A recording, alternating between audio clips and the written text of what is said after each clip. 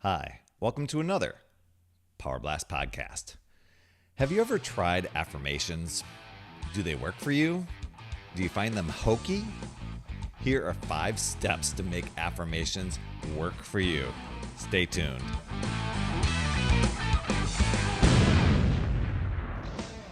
Hello, my friend. Welcome to the Power Blast podcast, the power of possibility, passion, and purpose.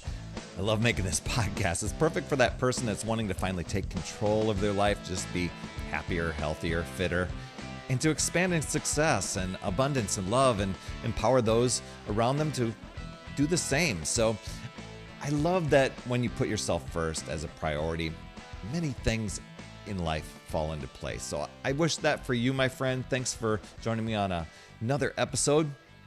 Affirmations, man, you know, those statements, those positive statements with meaning and confidence that are said about them, about a perceived truth, they don't always work for people, do they? I don't know what your experience has been, but I'm thinking, how can they work for one person and maybe not another? So I went out and did some research. I think I was coming across an article from Psychology Today. I forget the author's name of a book. I'll mention the book in a bit, but I was going through and finding some steps that, or at least a shift and some thoughts as to answering why these do work for some people and don't. And, you know, an affirmation, it can work because it has the ability to program your mind into believing some sort of stated concept. This is because the mind really doesn't know the difference between real or fantasy. And the author of this article stated, you know, think of a movie. When you're watching a movie and you laugh or cry, you're empathizing with the characters, even though they're not real. It's just Hollywood magic. So there are both positive and negative affirmations. For instance, on the negative side, have you ever had somebody put you down? Maybe they told you that you weren't good at something, that you weren't worthy, and you play that story over and over in your head, and your mind believes it in time, or you have that fear of failing. Don't we tend to over-dramatize the risk, and we make up stories of the worst case scenario? I know that I've done that before. Maybe even struggled with maybe part of your life you struggle with health or fitness or maybe weight, and you think of the stories that you tell yourself. Then we make these negative affirmations with ourselves, like, I can't do this, it's just not worth it, I'm not worthy, I'm big boned, I feel clumsy, I have 2 left feet. I always say that one when I'm trying to dance. I overthink everything, I never stay consistent. Think of the negative mind chatter that we say to ourselves. And when a belief is deeply rooted in the unconscious mind, well, we tend to identify with that. And it can override a positive affirmation, even when we're not aware of it. So the affirmation of, I achieve my perfect weight easily, the negative belief in you may say, no, you don't. You always struggle. You'll never stick with it. So this is why for many people, affirmations don't seem to work. The thought patterns are so strong that they take that positive statement right down. So how do we power up the positive affirmation and kick the negative thinking's butt? Well, here are 5 tips. Like I said, it came from an article I was reading in Psychology Today. The author wrote a book called Wise Mind, Open Mind. So I'll post the link to that and who this is in the show notes. But he says, step 1, make a list of what, those negative thoughts, those negative qualities that you perceive to have. Any criticisms that maybe you've been holding on to, that you've been thinking, writing those down, not judging them, because we all have flaws, right? And just simply making a note of a common theme that's coming. Maybe the common theme is, I'm not worthy. And when you write out that recurring belief, notice, where in your body are you holding on to it? For me, I know I hold on to it like in my stomach and usually in my jaws. So I'll notice that feeling. Where do you notice that tightness, or where do you notice that dread? Is it in your chest? Is it in your heart? And then ask yourself, is this belief helpful or productive to my life? And if not, what would it be?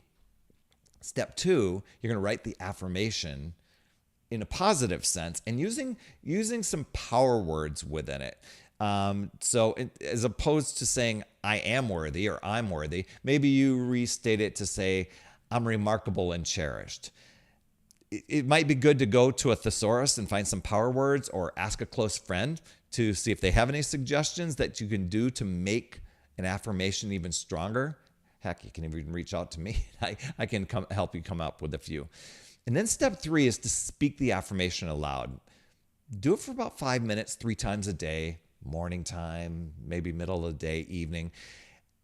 And say it into a mirror, or what I like to do is I'll put it down on a sticky note, just so I have it while I'm getting ready in the morning or in the evening. I can see it in front of me to say there, and just saying to myself in the mirror, because what you're doing is you're anchoring it. So I've also heard that, and this is a practice that I do in my 5-minute journal, is to write out an affirmation as part of your daily practice. I hear that's very, very powerful for the mind and solidifying that, because step 4 is to anchor the affirmation in your body, placing your hand on the place where you're feeling that negative feeling and breathing into it while you're saying it or writing it.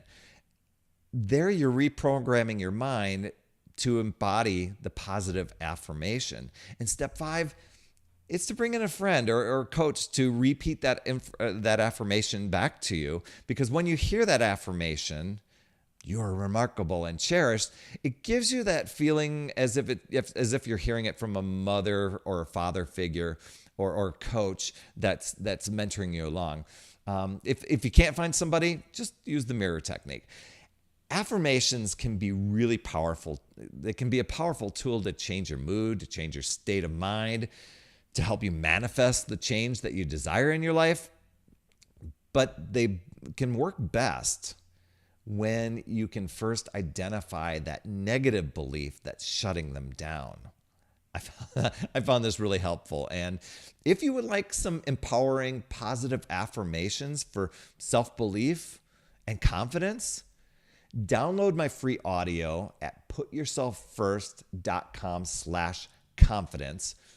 And maybe you can use those as to brainstorm some affirmations and some power words that you can use if self-belief and confidence is something that you're working toward. You can listen to the audio and just reprogram your mind, or pull some out and speak them to yourself as you're going through this activity. Anyway, that's putyourselffirst.com/confidence. That's all I have for this week. I hope this was beneficial to you. If it was, please pay it forward, pass it along to somebody that you know and love. And heck, if you can get over into your podcast app, look up Power Blast Podcast and leave an honest rating and review, you would absolutely rock. I'm leaning toward putting this podcast more and more toward the moving away from the video and more into the audio. Right now I'm doing both, so you can download those either way. But I think a lot more people are listening in audio that way. I'll still be doing the video stuff for at least a little while longer, but just wanted you to know that so you could at least bookmark that in there. You absolutely rock, my friend. And as always, remember, it's never too late. We'll see you next week.